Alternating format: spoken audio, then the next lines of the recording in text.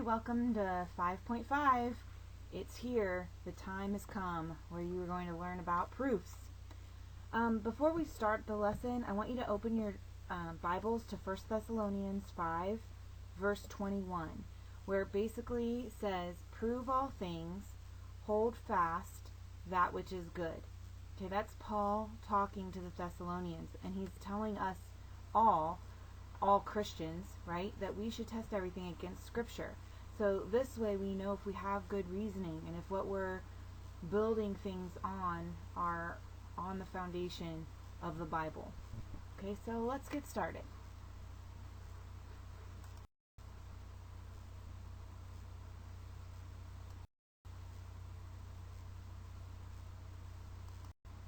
Okay, so a proof is a system of reasoning or an argument to convince a person of the truth of a statement. Okay, so we're going to learn a couple different procedures for proving statements, which are mathematical statements or just regular English language statements. Because before a proof can be proven, you have to question the truth of the thing you start with. So you don't have to accept every statement that you hear as truth, okay, but we're going to have some solid evidence that's going to prove that they are true, and then we can prove theorems using postulates. Right, so let's get started with that. Inductive reasoning is an argument to establish that a statement is probably true. Okay, so we'll talk about the difference between inductive and deductive here in just a minute. Let's go ahead and introduce the next slide. Okay, deductive reasoning is an argument to establish that a statement is absolutely true. Okay, so inductive reasoning usually involves instances and examples that show a pattern to lead to a credible conclusion. Okay, scientists who conduct lab experiments are generating data, and results lead to a reasonable conclusion. Now, more evidence they gather, the more likely their results are going to be valid. So let's go ahead and do a couple examples. So I already touched on this a little bit. Induction is an inference of generalized conclusion from particular instances, as the example of the lab experiments. Deduction is an inference in which the conclusion about particulars follows necessarily from general or universal premises. So again, once we do some examples, I think these two will separate themselves for you. Inductive reasoning goes from specific to general, and deductive goes from general to specific. Inductive reasoning usually involves instances and examples that show a pattern. Okay, I already touched on that again with the lab experiments. And here are some very specific inductive arguments. Appeal to tendency, lack of a counterexample. If you can ever think of a counterexample, then your argument is not valid. Appeal to authority. What has been the general rule? Appeal to experience. What have others experimented with and had their experience? Appeal to analogy, and appeal to utility.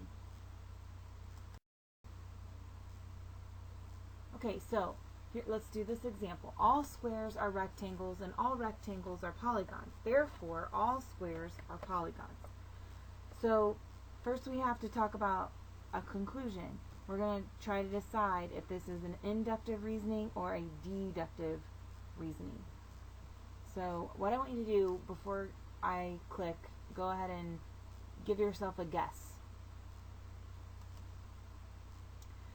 The conclusion is definitely true if the premises are. So are all squares rectangles and all rectangles polygons? That part is true.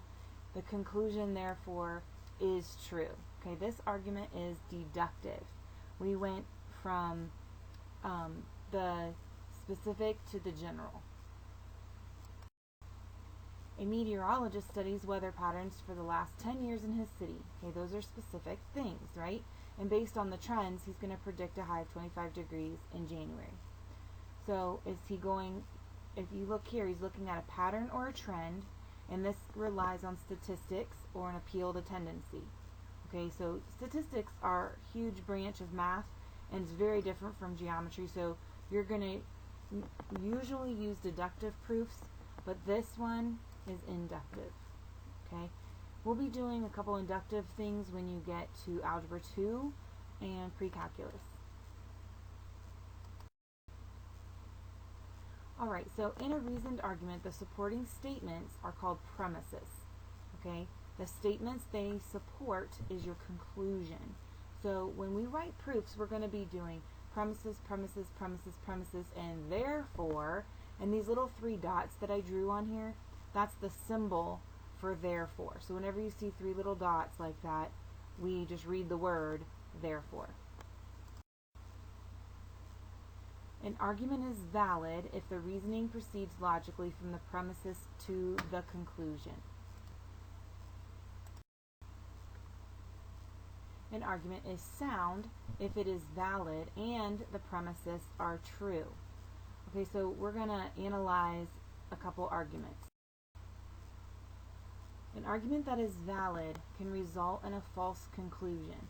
An argument that is invalid can result in a true conclusion. So it's super important that we know the difference between our validity and our soundness. So truth deals with the statements and validity deals with the reasoning. Okay? Soundness means you have to have both. You have to have truth and validity. Okay, so let's do a couple examples. Oh, before the examples, I forgot that remember how we've been doing truth tables, true, true, false, false. So if a premises is true and the reasoning is valid, then you have a sound argument. That's it. Everything else is an unsound argument. If the premises is true and the reasoning is invalid, the argument is unsound. That's what the U stands for. It's not sound. So if it's false and valid, unsound. False and invalid, unsound. So if you want to copy this chart down, I found it really helpful when I was doing my homework problems. I think you will too. So highly recommend right there. So we're going to analyze this argument. If a man is saved, then he is a Christian. If a man is a Christian, then he should display the fruit of the Spirit. Therefore, this is our conclusion, if a man is saved, then he should display the fruit of the Spirit. Okay, that's in Galatians 5:22 through 23. So if you say this argument is deductive, right, then you are correct. The first 2 statements are the premises, remember that. Statement 3 is the conclusion, and it is valid since the reasoning is good. It is sound since the premises are also true. So we have a sound premises and it's valid. Okay, so let's look at another example here. All of the animals at the San Diego Zoo are zebras. All zebras eat marshmallows. Therefore, all the animals at the San Diego Zoo eat marshmallows. Okay, so both premises are false, right? Not all animals at the San Diego Zoo are zebras, so that's false. The argument is not sound. So because we have something false, we automatically know it's unsound. So let's check this reasoning. Actually, the reasoning is valid. Okay, it results in a false conclusion, but it is a valid argument. If all zebras eat marshmallows and all the animals are zebras, then, right? So it is valid, but it's false conclusion. Okay, so let's do another one. Pigs are dirty animals. Cows provide milk. Therefore, rural areas have a low population density. Okay, so the conclusion in this example is true, but the 2 premises are also true. But that doesn't mean this is a valid argument. Okay, they are not connected in any way. When we want to make arguments and proofs, we're actually taking steps.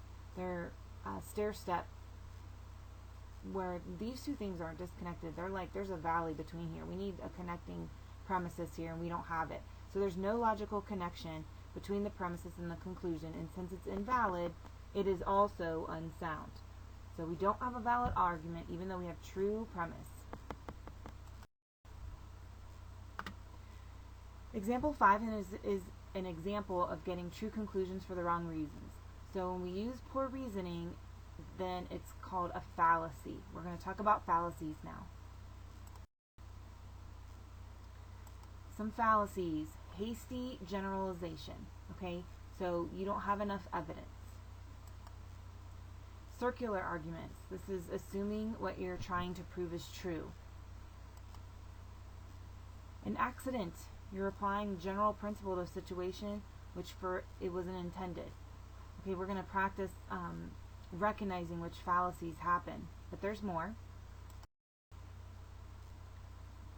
So let's practice. Okay, in each problem, state whether the argument is valid or invalid, and then state whether it's sound or unsound. All dogs are mammals. Fido is a mammal, therefore Fido is a dog. So is this a valid or invalid argument? We know for sure that dogs are mammals, right? But we don't know that Fido is a dog just because he's a mammal. So invalid argument. So if it's invalid, don't we already know if it's sound or unsound? It's automatically unsound. Okay, we have to have valid arguments and true statements in order to have a sound argument. All pickup trucks have 4 wheels. All cars have 4 wheels. All pickup trucks are cars. Valid or invalid? Yeah, it's invalid because other things have 4 wheels besides cars, right? Okay, if it's invalid, automatically we know it's unsound. For your whisk summary, I want you to do the next 4 arguments. I want you to decide if it's inductive or deductive reasoning. If it's inductive, I want you to classify it, okay? And if it's deductive, I want you to evaluate if it's valid or invalid, sound or unsound. Alright, so I'm not going to talk on the next slides, and I will see you in class.